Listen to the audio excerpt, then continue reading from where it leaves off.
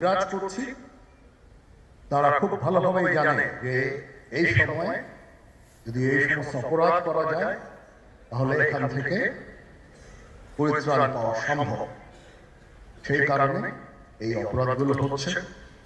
আমরা যদি সংগঠিত থাকি, একত্রিত থাকি, তাহলে অবশ্যই এটা সম্মিলিতভাবে মোকাবেলা করা সম্ভব হবে। Police, RAB, BGB, TGFI, NSI এগুলো দেশের জন্য অত্যন্ত গুরুত্বপূর্ণ কাজ করেছে অতীতে। খারাপ কাজের সাথে অসংখ্য ভালো কাজ করেছে। আজকে যে দেশের স্থিতিশীলতা, দেশটাকে যে এত বছর স্থিতিশীল রাখা হয়েছে, এটার কারণ হচ্ছে এই সশস্ত্র বাহিনীর বহু সেনা সদস্য, সিভিলিয়ান সবাই মিলে এই অর্গানাইজেশনগুলোকে